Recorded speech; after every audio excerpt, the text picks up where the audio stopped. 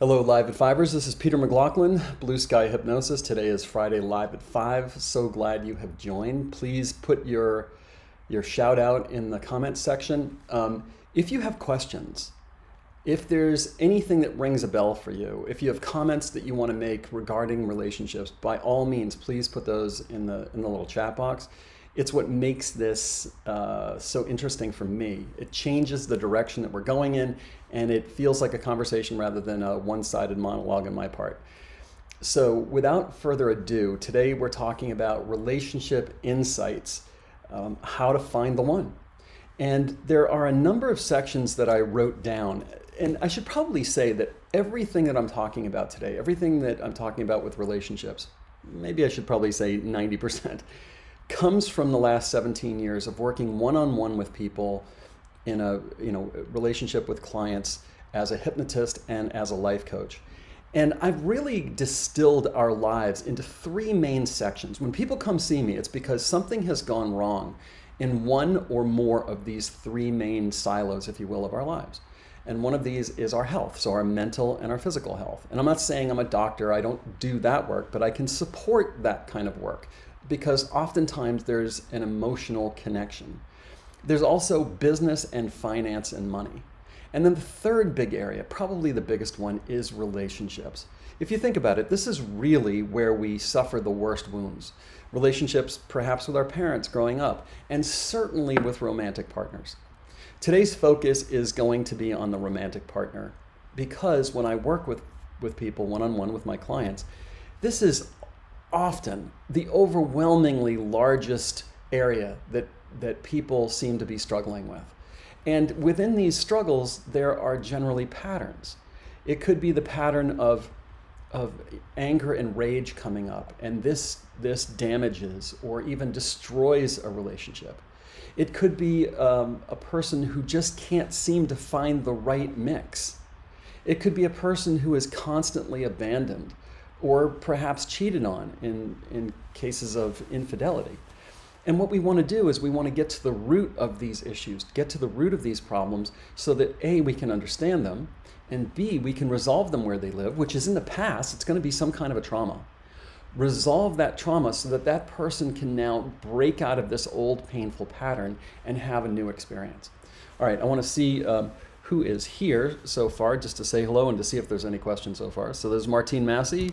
Hello, Martine. Purple, you might be new. Welcome to you if you are. Indigo Angel, good to see you, Indigo.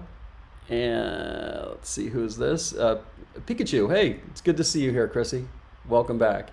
All right, so the first thing that I want to talk about is I titled it, and I made a little pop-up for this. And it has to do with, will the real narcissist please stand up?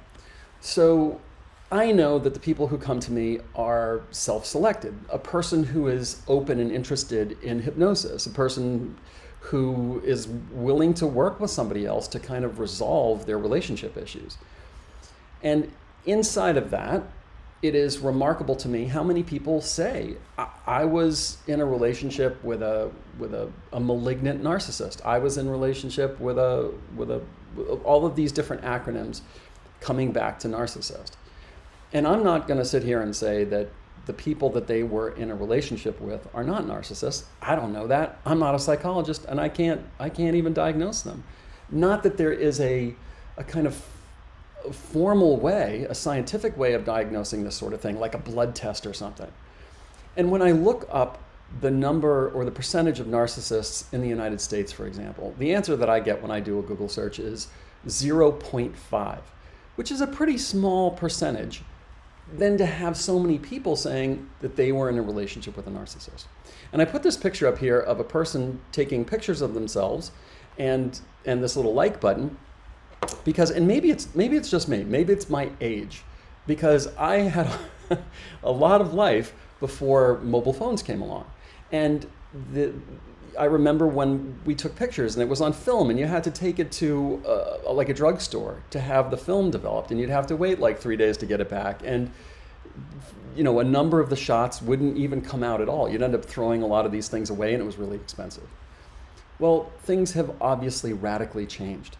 And all of us, me included, put the camera on selfie mode and take pictures of ourselves. So Narcissist is named after Narcissus, a Greek, I think it was a Greek character who would view, I think it was his image in a mirror or a reflecting pond or something like that. And it seems to me we're all doing this now, that we are living in perhaps the most narcissistic society that has ever existed. Not just because of the mobile phone where we can take pictures of ourselves and gaze at our image over and over again, but we can actually post it up on social media. And then we have this whole phenomenon of getting people to comment on pictures of us. I know we take pictures of our food and we take pictures of our dogs and stuff, great, but you get my idea. And we can have people click like buttons. And these systems were designed to release dopamine inside of us to maximize our time on these social media platforms. So I guess my larger point here is that when we label someone else, whether that label is correct or it's incorrect, in essence, we transfer responsibility for our pain from us to them.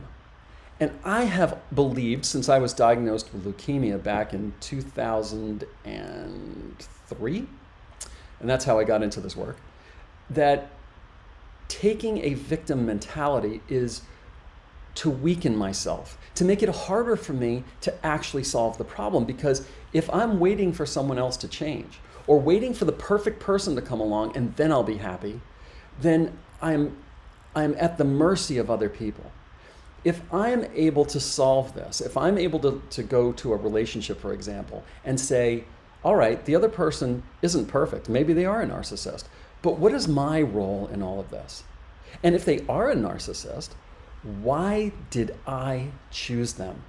I must have a role because I have agency in deciding who I'm attracted to, who I'm not attracted to, who I want to be with, who I don't want to be with, how long I want to stay with these people, and so on. And so my larger point is that when we can step out of a victim role, in other words, blaming someone else for our problems, and accept that we have a hand in this, even with something for me like leukemia, then it gives us the power. It gives us the power to begin to change. And I feel like that's where real transformation occurs. All right, let's see if there's any questions so far. TNT says, hello, Peter. Hello, TNT. Glad to see you here. Purple says, yes, I've been doing stop smoking hypnosis and it's working.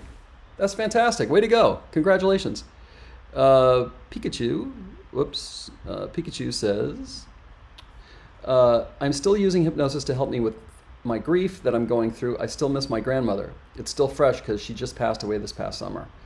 Well, I am so sorry, Chrissy. That is very, very hard. You obviously were super close to your grandmother, and I certainly hope that that grief track helps you in this path to recovery.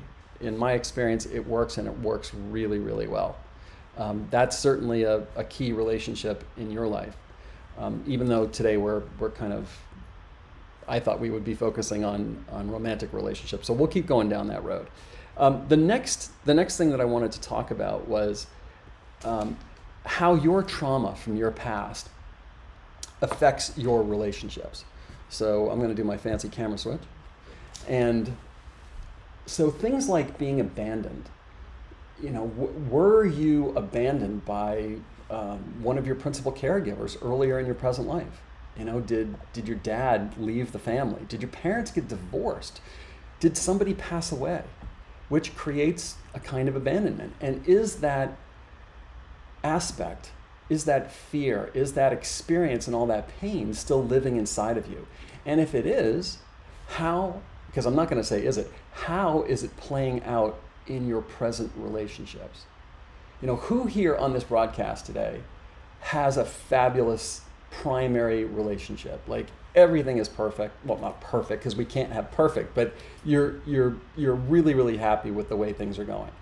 How many of you are single and you want to be in a relationship, but you're not? How many of you might be in a relationship where you're really, really struggling with something? I would love to know this, and I'd like to get a little bit deeper into the specific situations of who's on the call, because that's where things get really interesting and the rubber hits the road. Was there cheating in your past? Did one of your parents cheat on the other one? As I said, was there a divorce? There's 50% of all marriages end in divorce, something like that. And I really believe that when children are involved in this, it is a super impactful trauma on the child that the parents are not able to stay together. For the child to feel safe and to feel cared for and to feel secure in this world, they have to feel, I think, that their parents are stable and solid. And when they get into fights with each other, is the child witnessing these fights? And then what happens to the child when the parents separate, when they split up? What does that say? I mean, if mom can leave dad, if dad can leave mom, then doesn't that mean that they could leave me?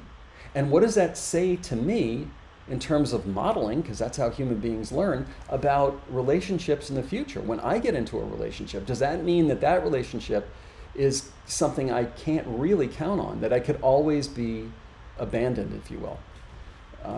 What else here? Oh, other things would be like violence or alcoholism or drug use or if there is a divorce, what happens when the parents start dating other people, other men, other women? What happens when one or both of the parents get married to someone else and the kids have to shuttle back and forth between those families? What is the effect on the child and their future intimate romantic relationships? These, in my view, as I mentioned, are significant traumas that for a person to have a super stable relationship in the present with their partner might have to clean up the past. All right. Looks like we're getting a bunch of comments and questions coming in, so I'm going to jump over to that. English Rose, good to see you. Glad you're here. Hi, Peter. Happy Friday. Just wanted to say, since my last session, massive shift for me, and my son Leo is so actually talking more. Thank you so much. You are entirely welcome, English Rose. And if you feel like doing so and you want to flesh this out for people, like what we did and a little bit more about the results, I'm sure people would love to hear that. And of course, under no pressure or obligation to do so, but just wanted to throw that out there in case that's something that you would like to do. Purple says, when I started dating, I realized that I've been repeating my parents' patterns. Yes. I have worked on myself, and it's been 5 to 6 years since I've been single. Now the desire for companionship has awakened. Okay, perfect. I want to say that, because I'm going to just hop around in the things that I wrote down about a promo for doing today. One of the things that I mentioned was that, I asked the question, how is dating like sales? Professional selling. And I think it's very similar, because with professional selling, let's say you're working for a company, you're going to represent that company selling a product or service that company produces. When you're dating, you're basically representing yourself. You're putting your best foot forward.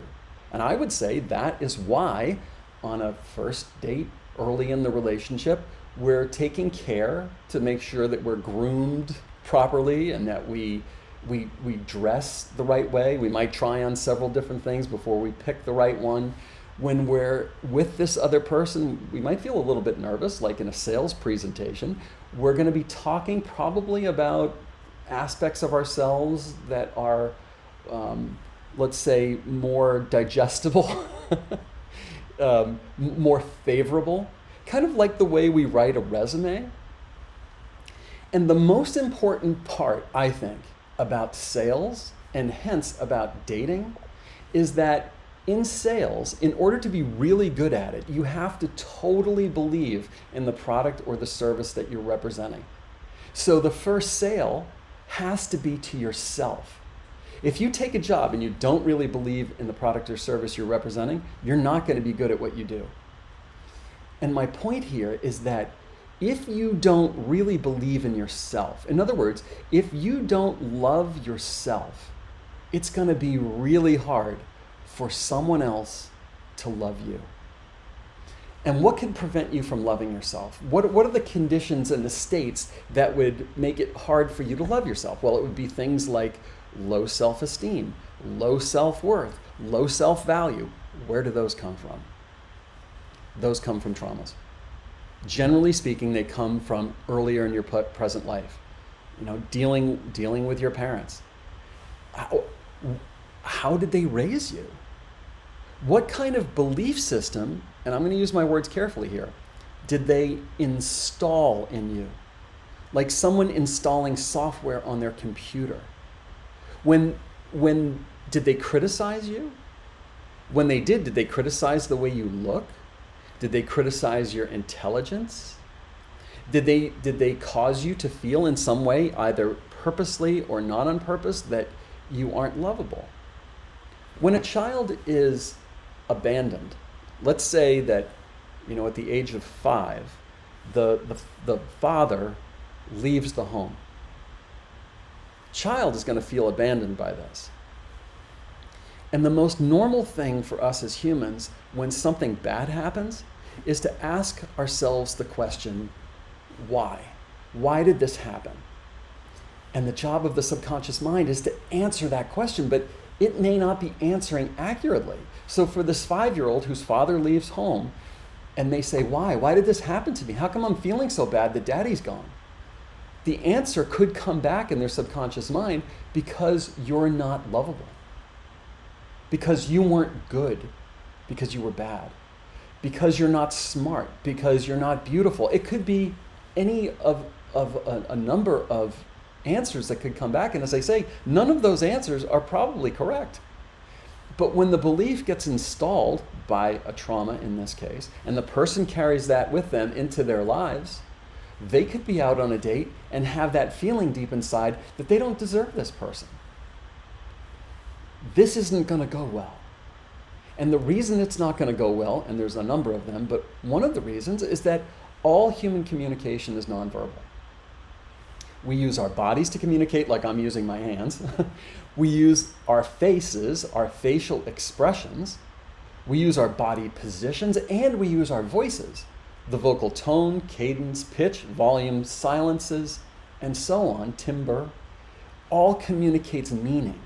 We can say the same phrase, have a nice day, and we can say it in so many different ways. We could say it in a way that would cause you to want to slap me. So most of the nonverbal communication of the body and the voice is unconscious. We're not aware of what we're doing, but we're broadcasting messages all the time about how we feel about ourselves, about the situation we're in, and about other people. And if we don't really believe in ourselves, if we believe that we're not worthy of love, if we have low self-esteem, if we have low self-worth, we're going to be communicating that. What kind of person are we going to end up with if that's the message we're broadcasting? In other words, who are we going to feel comfortable choosing, accepting into us, and who is going to be drawn to us if we're out in the world with this low self-esteem, feeling like we are not worthy of love? I think you can guess exactly what's going to happen. And I would say that's what leads to certain patterns. We are drawn to what is familiar, and we are drawn to what we think we deserve, even though at our core we are magnificent and we deserve the best of everything. That may not be how we were raised. That may not be what the circumstances of our lives communicated to us. All right, let's see what else we have here. So Purple, good luck with the dating. Indigo Angel says, I am single and really learning to love myself because I end up letting people take advantage of me and let love trample boundaries. While love can be unconditional, relationships cannot. Yeah, I would tend to agree with you, Indigo Angel, that relationships are not unconditional. That for most of us, we have, as you say, boundaries. You know, for most people, if they are in this culture, want to be in a monogamous relationship. That's most of us, I would say, not all. And so if our partner had an emotional affair, if our partner had a sexual affair with someone else, that would be a big problem for us.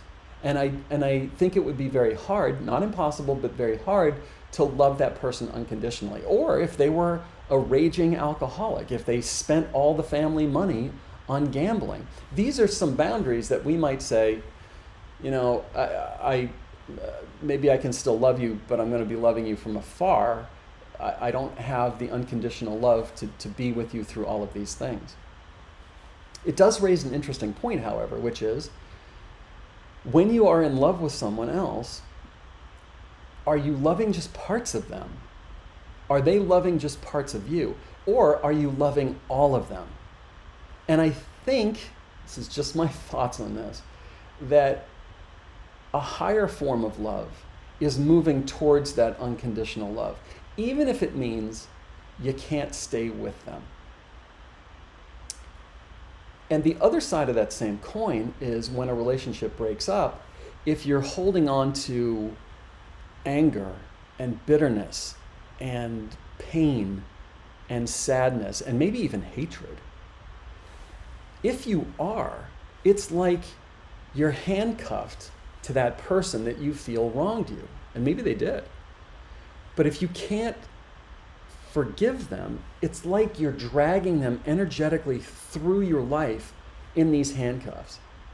And if you had an ex-husband or an ex-wife or an ex-boyfriend or girlfriend or whatever, and you were still handcuffed to them through the emotions of anger, pain, resentment, sadness, and so on, it's going to make it really hard for you to move freely into the next relationship.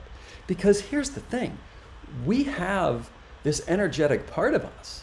We have our belief systems, we have our spirit, we have our soul, we have a memory. And I think in order to be in the healthiest place for our current relationship, or particularly for a new relationship, we have to be free of the energetic burdens that are dragging us down. And this is one of the things that I was talking about with respect to how do we set ourselves up to be in the healthiest relationship if we're like Purple and we're just starting to date again. Well, I think we heal the most significant wounds from our past, including past relationships. We make sure that those past relationships are call it put to bed. And we do whatever we can to clean up our side of the street so that when we get into a new relationship, we have the best possible chance of attracting, quote unquote, the right partner, the partner that represents our healed self and not the partner that represents our wounded self. And I would say that this is true for an existing relationship, one that you're in right now, but perhaps struggling with, that you can still take on this idea, this attitude of, what do I need to do to clean up my side of the street? I can't control his side of the street or her side of the street, but I can control mine. And what happens? How do I view this other person? How do I view the relationship when I've cleaned these things up? And secondly, am I loving all of them or am I just loving part of them? And thirdly, what do I want? Do I really want to be in this relationship the way it is today? Or am I holding out that the other person is going to change? Am I saying to myself, I will be happy if and when they change? And I'm not really sure if I want to be in this relationship because it's contingent upon them. I think this is a weak place to come from. I think it's far more powerful to really sit with yourself and ask, do I love this other person? Do I love all of them? Do I really want to be in this relationship? Because if the answer to that question is no, maybe some action needs to be taken. Even if the answer is yes, even more importantly, if the answer is yes, you can now commit yourself to this relationship or recommit yourself to this relationship. And when you do that, I think magic happens. All right.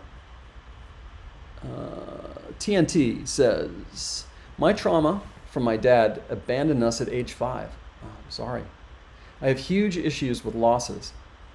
I'm 17 months out of a mentally and physically abusive narcissistic relationship.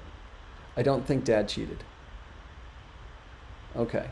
So what TNT is saying here is Dad abandoned the family at age 5, and that TNT has huge issues with losses. Okay, so when dad left the family, that was clearly a massive loss. I'm not saying that's where the issue with losses came from, but until we hear something else that's even more significant, that's our operating assumption. And what this means is that that wounded 5-year-old is still alive inside of you. And like the example I gave before, it's very likely that when you were 5 years old and dad left the family, and maybe it was a little bit earlier when maybe mom and dad were arguing or whatever was going on, you were feeling like this isn't safe, this isn't stable. And then when he left, you may have, I'm not saying you did, but you may have asked yourself the question, why did daddy leave? Why did daddy leave me? And who knows what your subconscious mind came up with? It could have been that men are just bad, that they're all narcissists. Or it could have been that there's something wrong with you.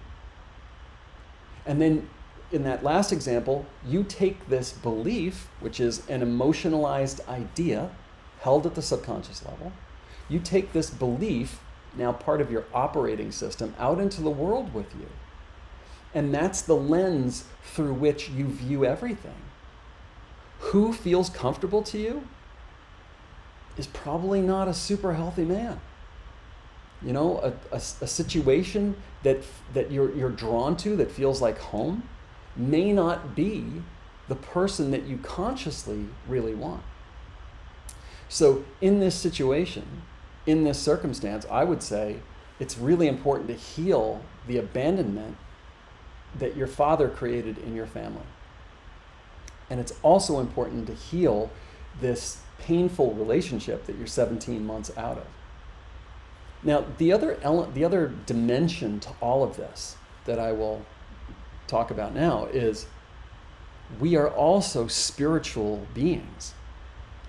And it is very likely that you made important choices before you aren't incarnated into this lifetime.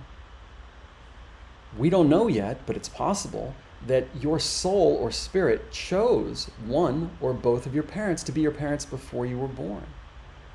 It's possible that you are working through karma in this lifetime. Maybe you abandoned a family or someone significant in a past lifetime. I'm not saying you did, but this is a possibility. It's possible that you and your father, for example, have some kind of a soul contract. And an example of this could be that in this lifetime, your lesson is to learn self-love. Well, how do you learn something if you're never challenged? And the challenge might have had something to do with your father abandoning the family. I don't know exactly what it is, but in doing this work for the last 17 years with thousands of people, I can say that it is very common for there to be these soul contracts.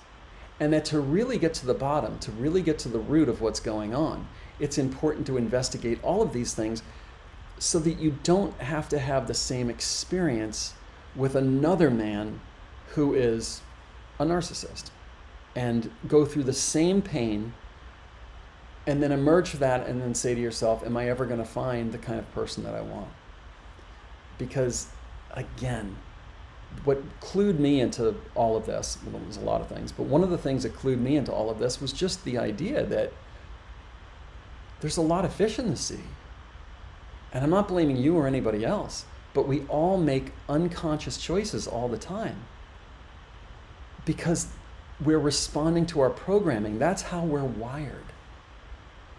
And if we want change, if we want things to be different, then we have to change that programming. We have to change that deeper programming. If we don't, how are we going to expect things to be different in the future? And this is why so many people, especially as they get older, they look back and they go, yeah, I'm basically recreating the same relationship over and over again with different men, with different women. They've got a different face, they got a different name. I thought they were different when I met them and they turned into being the same thing. It has to do with that deeper programming. All right, let's see if we have some other comments or questions. Here's Leanne Richter. Hello, Leanne. Says, howdy, good to see you. You just saved me from drama. That sounds good. Glad you're here. TNT follows up by saying, each time I caught my ex cheating by talking and texting with other women, it was like being abandoned. Yeah. This is, oh man. It's like we are fated to have the same experience over and over and over again until we uncover and resolve whatever created it in the first place. It's like a rut. We just keep sliding back into the rut, sliding back into the rut. We've got to heal the original trauma, number one, and we've got to heal the belief system that was created as a result of that trauma. So in your case, TNT, and we don't know each other, so I'm just kind of making this up. It could be something like, I am not worthy of love. And I'm not saying that's what you consciously believe. I'm saying that held deep in your subconscious mind, there could be a belief that is akin to something like that. And as long as that's part of your operating system, that is going to create your reality. Okay. So thank you for sharing. It's really, really appreciate that. Indigo Angel says, I struggle to feel enough in a relationship because my mom did choose my abusive stepfather over me. Oh, that sucks. I'm very sorry about that. And this is one of the reasons why, I mean, my honest feeling, take it for whatever you think it's worth or whatever you think it's not worth, is I believe that divorce for children is a mind fuck. That's what I believe. And I am a child of divorced parents. And the reason I say that is because, and I mentioned this earlier, that when parents get divorced, they're basically saying to the kid, look, even a relationship like husband and wife is not something you can count on. And they bring other people into the mix, right? Stepfather, stepmother, dating, all this other stuff. And naturally the mother and the father, when they get in a new relationship, they now have bifurcated loyalties. I mean, when you're in a relationship with the mother of your children or the father of your children, you both have the exact same interest in the children.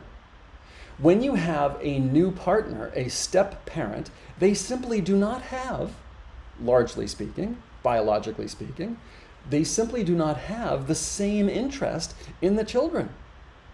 You know, and let's face it, raising children is difficult. It requires a lot of sacrifices. And when you're sacrificing on behalf of your own child, you're both sacrificing on behalf of your own child, you have, I think, there's much more unity, there's much more harmony there. When you don't, you know, the mother is going to be feeling like, well, I certainly don't want to lose my new husband, and I don't want to lose my daughter, so I've got to somehow turn my attention to both of them in some kind of ratio. And some parents are going to put more attention on the step parent, and some are going to put more on the child, but it's going to be bifurcated. And the other thing that I find so fascinating about this dynamic is that marriage, up until about 60 years ago, was not about finding your passionate soulmate lover. It was really more of an economic arrangement that was, you know, a precursor to building and raising a family. And that families were the priority 50, 60 years ago, and then going back thousands of years. It was the family that was the priority. And now, and I'm speaking in general terms, now the priority is the couple. And more pressure is put on the couple because, as I say, it's not just an economic arrangement, it's that. It's not just parents, it's that too, but it's also passionate lovers and best friend. And because in the modern era, we put that kind of focus and that kind of priority is on you know, the happiness of the husband and wife, for example. that when there's an infidelity, it destroys the family. And that if the parents don't survive, the children suffer. Whereas in the past, the priority was the children. And so if there was an infidelity, it was probably, I'm not going to say it was a cakewalk, but it was probably a little bit easier to get past it because the priority was the children. So yeah, that's really hard. And I've heard this with quite a few of my clients. And I would say in my own situation, in my own circumstance, as a child of divorced parents, that's exactly what I saw. And it kind of makes sense. I'm not saying the abandonment thing or choosing, the new spouse over you, but certainly the bifurcation, where you get overlooked in certain circumstances because they're wanting to put attention on their new spouse, and that, to their mind, this is the person that is going to be with me when you go off to college. I mean, I'm not saying that they're going through all of this, consciously, but I think ultimately that's what's happening. And did you know that in the wild, when a lion, if a lioness has I don't know if they call them cubs or what, but if a lion has baby lions and the male, the father, dies and she takes on a new male lion partner, the first thing that new male partner does is it kills all of the baby lions that are not his. And I find this fascinating because statistically, the instances of child abuse actually skyrocket in the presence of a stepfather, if it's not the natural biological father. And I'm not saying that natural biological fathers don't commit heinous acts. I'm just saying the propensity skyrockets when the new father, the stepfather, is not biologically connected to the children. And it just sounds an awful lot like the human version of what the lions are doing. And I just wonder what's going on there biologically. But thank you for sharing this with us. And I'm so sorry that you've had to deal with this. It sounds really, really hard. Okay, Martine Massey says, my husband is very ill. Instead of getting closer to each other, he is pushing everyone away. Me, our kids, and even the grandkids. I most of the time don't know how to, I'm not sure what you meant here, but it says, I'm not sure how to souvenirs this. I'm not sure how to solve this, maybe? I'm just going to go with that for now. I'm not sure how to solve this. Handle this, that you wrote another comment. I mean, how to handle this. He is at the end of his life, but he's so lonely. Seeing if there's anything else that you wrote here. Okay. Wow. This is obviously super intense, Martine, and I'm so sorry for you and for your husband. I can only imagine what he's going through. The kind of fear and the anguish and the sadness that he's going through. And who knows why he's pushing you and the children away? I mean, could it be that he thinks somehow it will be easier on you? That somehow it will be easier on the children and even the grandchildren if he is emotionally distant when he passes away? I suppose that is a possibility. I'm not saying that's what it is, but I'm supposing that's a possibility. Or maybe for him, the thought of leaving you and the thought of leaving the children and the grandchildren is just too painful, and so he's separating himself, he's distancing himself as though that can somehow ease some future pain that he's anticipating. I don't know what to say. I mean, I have some ideas, but I think the only thing that works in these kinds of situations is if you can find what is going on, what is the fear that he has. If there was some way in a state of rapport, when the two of you are getting along, when things are going okay, if you're able to gently question him, if you're able to gently ask him, if he's able to talk to you and you're able to say, look, your life is coming to an end, I'm so sorry, what is your greatest fear? Is your greatest fear that you will cease to exist? Is your greatest fear that your life will not have meant anything? Is your greatest fear that you will be separated from us? Like, what is it? Because if you could understand what his greatest fear is, you might be able to, A, understand him. You might be able to help him allay that fear. You might be able to deliver something that would be meaningful to him. But only if he's willing to open to you. And that's certainly an art, you know.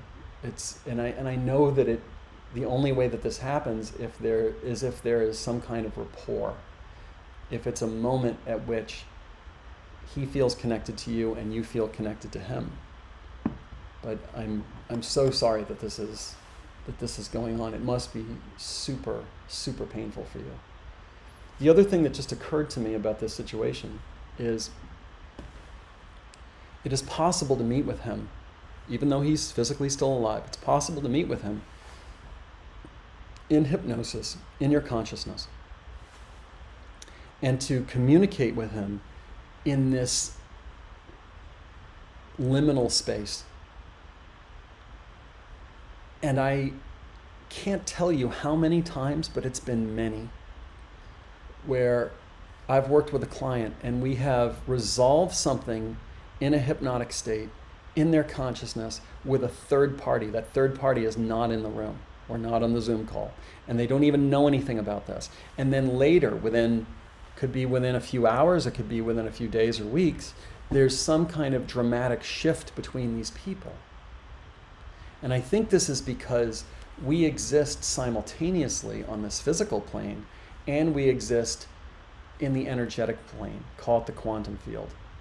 And that when you make a change in the quantum field, you are likely making a change on the physical plane as well. So that's the other thing that I could suggest to you is doing that kind of work, reaching him in the quantum field, where you go into a meditative hypnotic state and you connect with him in this place. And in this way, you're better able to connect with him and to understand him, and maybe even to resolve some things that might be between the two of you, for example. The only other thing I can think of is that when a person is sleeping, they're in a hypnotic state. And you might consider whispering to him while he's sleeping, telling him that you love him, telling him that the children love him, telling him that the grandchildren love him, that everyone misses him, and that while he's still here, there's precious time that could be spent connecting with each other. And I've seen where this takes an effect, and within a day or two, that person is starting to shift. I've only used it with children when my kids were little, but it does work. All right, Martine, I'm sorry for what you're going through, and I hope something that I've said offers something in terms of a direction forward. Okay, let's see here. Leanne Richter says nonverbal communication. Oh, okay. English Rose. English Rose says, my son Leo, okay, so she's talking about, and because she alluded to this already, so I can say this, she's talking about a session that we did. It was actually our last session. And she's filling us in on what was going on. So she's saying, my son Leo was having trauma from seeing conflict. I'll put it back up here. My son Leo was having trauma from seeing conflict in my relationship. Massive meltdowns for Leo, not sleeping, barely talking, anxious attachment. And through the havening, this is a process that I do with a number of my clients to help resolve trauma, and hypnosis that I did with Peter. Continues on here. It's actually had a massive effect on my 4-year-old Leo, who is now talking, sleeping, and just more secure. Wow. I'm more present and calm. It's truly amazing how big the shift is. We've had a fantastic week. That is absolutely outstanding. I have to give you a round of applause. And it's exactly Martine Massey. This is exactly what I was talking about when I was saying that I can't tell you how many times I have worked with a client like English Rose in session, and we've worked essentially on behalf of a third person, a person who's not physically in the room, doesn't even know what's going on. And in this case, it's a 4-year-old child. And that through this healing work that we're doing in the quantum field, it actually affects this other person on whose behalf we were working. In this case, a 4-year-old child, her son named Leo. And the only way I can kind of diagram this in my mind is that, up above you have the quantum field, and down here you have the physical plane. And it's almost like if you had a puppeteer, and there are invisible strings coming down to the puppets down here. And so if we make a change to the puppeteer way up in the quantum field, it affects what's happening on the physical plane. The other way of saying this, to the ancient wisdom, is as above, so below. This is a perfect example, English Rose, of as above, so below. We make a change above in the quantum field, and it reflects down here on the physical plane. The other part of the statement is as within, so without. And that would be where we would talk about the beliefs and the traumas that you're holding inside of you. As we shift and change those, your outer world changes. As above, quantum field, so below, physical plane. As within, your belief system, your programming, so without, the reflection that you get back to you, in this case, through your relationships. Are you having painful ones, or are they happy and joyful? So happy for you, English Rose. And thank you so much for sharing this with us. This really means a lot. And we have no idea if there's someone on this call today that this kind of commentary may really help, or if somebody comes along and watches this recording later and benefits from this. So I sincerely thank you. Okay. Sarah W. is saying, hi, Sarah. Do you think narcissism is our soul impacting society, society affecting our souls, or some combination? That's a fabulous question. I think my initial thoughts on this is that it's natural for all of us to experience anger, for example. But taken to an extreme, when a person's just rageful all the time, that's not so good. In certain situations, anger is appropriate, but if you're having it all the time, not so great. And similarly, with narcissism, I think we all have to have a healthy focus on ourselves in order to be able to function in this world. But taken to the extreme, not so good. So the question then is not, I'm going to just clarify and say, it's not the fact that there's narcissism any more than there is anger, but it's the degree to which it's being expressed. And I would say, for me, this is a societal issue. I said before that to me, this is the most narcissistic society that's ever existed. And what has allowed for this to occur, what has facilitated it, is technology, is the handheld mobile device that allows us to take pictures of ourselves that doesn't cost us a dime, not like taking those film camera pictures, back in the day that cost a lot of money. You'd have like, oh, there's 24 shots on here. That's all you can take, or there's 36 unless you have another roll. And then you have to take it into the drugstore, and you have to pay a significant amount of money to have that done. Completely different ball game, entirely different.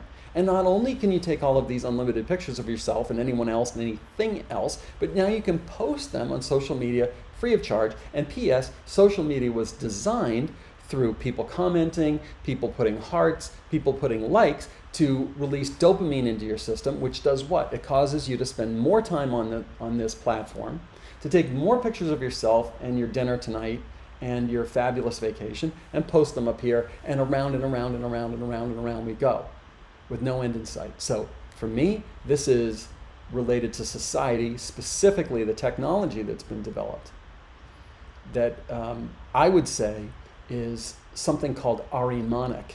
So there was a German philosopher, mystic called Rudolf Steiner, and he said there's not just one dark or one, sort of lord of the dark realms, Lucifer or Satan. The second one is called Ahriman, which is Ahriman, Ahriman. And Ahriman, apparently, and I'm not an expert in this, is he's like the god of technology, basically.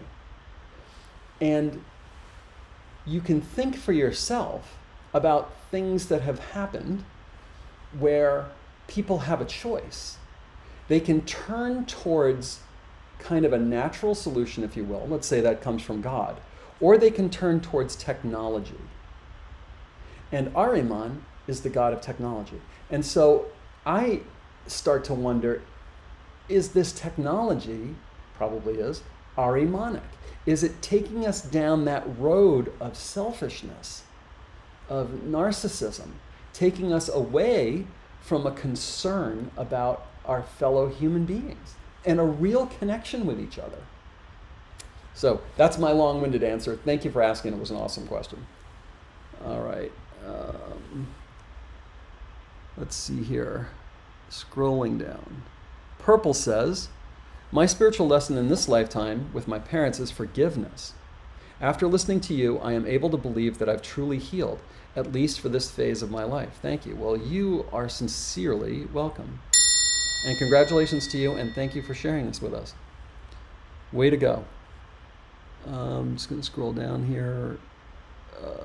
TNT says, since the breakup, I've been self-challenged. I'm working on self-esteem and self-worth. My brother shamed me for having a baby at 17. Well, it sounds like that's an important thing to be working on, TNT, and congratulations to you for being able to identify it and for being able to work on it, because I think you're right. I think shame, and I would add guilt, are the two aspects that are the most destructive for us. And a person, I was talking about low self-love. I was talking about not worthy of love. That probably comes from guilt. It probably comes from shame. And so ultimately, I think that is what we are going to be healing. English Rose says, also, the hypnosis we have done has given me the confidence to set boundaries for the first time in my life and not go back to a relationship that is unhealthy for me and the children. That is phenomenal. That's just such a great example of what I'm talking about how when you make these changes at the deeper level, you're changing your operating system, and you're essentially creating the conditions by which you're now using the unconscious to your advantage. You're reflexively or more unconsciously not saying yes to the wrong person. You're probably more unconsciously or more reflexively saying no to that person because it doesn't feel right. Sure, you have a conscious aspect an awareness, but it's no longer like I'm being pulled almost by a powerful tidal force in the wrong direction, and I have to fight against this tide. No, we're now using the tide to our advantage that's taking us in the direction that we want to go, in the direction of self-esteem and self-love and so on. That's fabulous, English Rose. Way to go. I'm just going to scroll down here. We have a couple more minutes. And future someone is saying, my partner who has past trauma and trust issues, sometimes a simple conversation turns into an argument from his perspective, and I don't understand why he is upset. He shuts down and doesn't want to talk. And then goes on to say, I give him space hoping he will talk when he is ready, but never does. I would like to improve communication and build trust. What are some ways that I can do this? Oh, that's a fantastic question. Thank you for that one, future someone. All right, so I'm gonna rope in another thing I was gonna talk about because it's a perfect segue. I don't know how many of you guys have seen this movie, but it is called The Breakup. Let me just see if I've got that here. Yeah, it's right here. I don't know when this movie came out. I think it was quite a while ago. Vince Vaughn and Jennifer Aniston, and I just saw it last week, and it's actually a really good movie. I was joking with my wife that I don't know how many guys are out there that love war movies, and romantic comedies, but I happen to be one of them. And this was really well acted. It's a really good story. And as I was thinking about it, every time I see a really good movie, it stays with me. I think about it for a couple of days afterwards. It doesn't just fade away in my consciousness. Is that this couple that are involved in this breakup, they do everything wrong. And when I say everything wrong, what I mean is, and this will go to hopefully answering some of your question, future someone, is they kind of went back into their own silos. They were waiting for the other person to kind of break and say, oh, I miss you so much. I was wrong. You were right. And so they both go off into their silos and kind of, metaphorically cross their arms, and they just play this waiting game, almost like exercising the silent treatment. Neither one of them takes responsibility for what happened. They're both blaming the other person. Neither one of them is trying to understand what is really at play here. Is it because the guy only brought home 3 lemons instead of 12? Or is there something deeper? Obviously, there is something deeper going on here. So, future someone, when there's this argument that you were talking about, and I want to go back to what you wrote, the first part of your comment. My partner who has past trauma and trust issues. Sometimes a simple conversation turns into an argument. That's what happened in this movie. He was supposed to bring home, she wanted him to bring home 12 lemons, he brought home 3. This kicks off this chain of events that leads to the breakup. In the simple conversation, what you need to understand is, by engaging with him, what is this triggering? What is this simple conversation triggering? Because I'm going to guarantee you that something that you say or the way you're saying it is causing him to be defensive, because it's triggering something that occurred long before you were in the picture. And it could be, I think you said abandonment, right? Trauma and trust issues. Trust is the word. So the trauma that he experienced caused him to not fully be able to trust.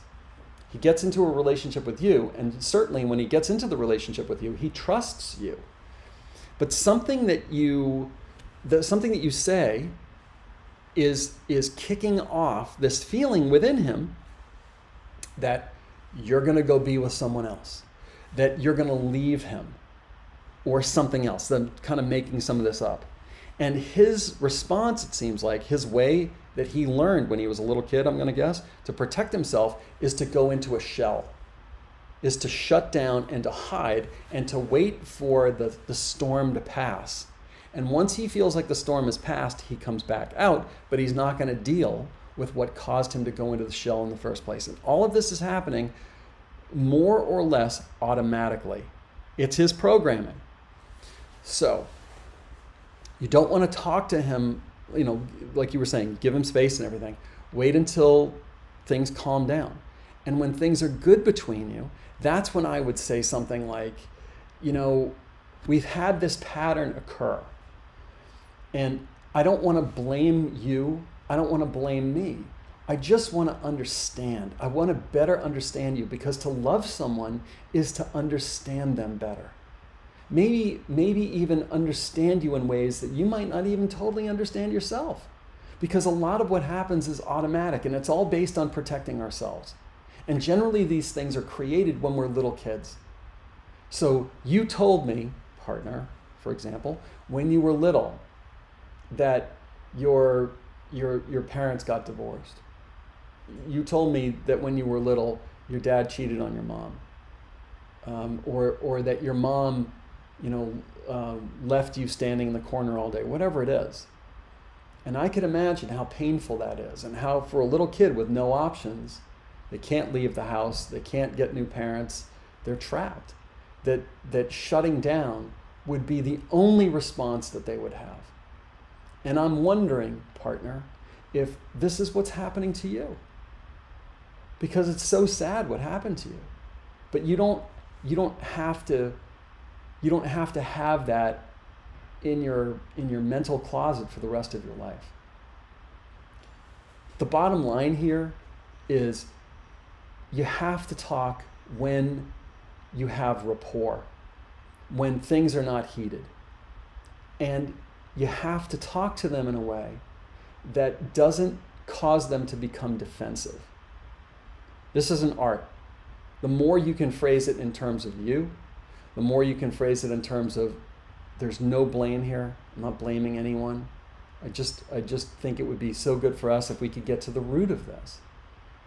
And it's possible, I don't know you, but it's possible that when he goes into this mode, that might kick off a trauma for you and a pattern response for you. The famous doctor who deals with trauma, one of the famous doctors who deals with trauma is this guy named Gabor Mate. And one of the things he talks about is that we get into relationships with people, with partners, who have the same degree of wounding that we do. It may be a different kind of wound, but it's the same degree of wounding as we have. And a relationship, in my opinion, and these conflicts that we have with each other in particular, creates an opportunity for both partners to resolve these old traumas. So the relationship is serving actually a larger purpose. And if I may, I would say that it's possible to stand, to hold a space in a very powerful, loving position for your partner. I only came across this, and I was only able to do this like a year ago. And the feeling inside was, I know that I can't ultimately be harmed by this other person. And I'm going to stay here in this place of just pure love. And no matter what comes at me, not physically, but no matter what comes at me, I'm not going to react. I'm not going to get defensive. I'm not going to say, well, you did this and you did that. I'm just going to hear. I'm just going to hear what they have to say. And then I'm going to ask them other questions. And I'm going to say, that must have been really hard for you. Tell me more. And it can really shift that dynamic between you have become opponents to your back on the same team. So I hope this has made some sense to you. And I would like to extend the offer to you and to anybody else on this call that if you want to talk about this one-on-one, if you want to go into this a little bit deeper, but you don't want to book a session yet, you can go onto my website, BlueSkyHypnosis.com, and you can sign up for a free 20-minute consult. And we could get into this a little bit deeper. And then this goes for anybody else that's on the call too. But let me know if any of this resonates, if it makes sense to you, if it doesn't make sense, because I would really like it if you were equipped in such a way that you might be able to break through in a way where he doesn't become defensive. All right, let's just see if there's maybe one more, and then we'll get on with our weekend.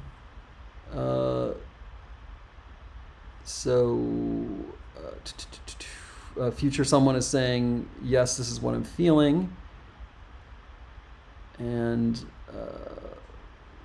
is saying here at the end, yes, I'm going to do that when I have the time. Everything resonates. Oh, fantastic. That's awesome. And let's see if there's another one here. TNT is saying, I stayed with my ex because I was afraid of being alone. Yes, I don't feel worthy of love because I feel guilty for hurting my mom by me getting pregnant. Wow. Okay. So you feel like you hurt your mom by getting pregnant. And that has created this condition whereby you're afraid of being alone, and because you're afraid of being alone, you didn't want to leave your ex, and you suffered, it sounds like, significantly because of this. So there's a 17-year-old girl, the one who got pregnant, inside of you, who's wounded, and she needs to be rescued. You can try, if you want, you can try my inner child hypnosis track that I released a week or two ago. It's on my YouTube channel, BlueSky Hypnosis. You can try that. You could also set up a session with me if you wanted, but that inner child, that 17-year-old, has got to be healed to break this pattern so that you're not carrying guilt. Remember I was talking about guilt and shame, how they're usually at the root of everything. So you're not carrying this into your next relationship, and that's coloring who you are drawn to, who's drawn to you, and how that unfolds. We don't want that to be repeated. So thank you for sharing that with us, and best wishes to you. Best wishes to all of you guys. Thank you for tuning in. This has been a fantastic experience for me. I hope it has been for you as well. If there's anything else I could do for you, my email address is peter@blueskyhypnosis.com. I do have that free 20-minute consultation that you can sign up for at blueskyhypnosis.com.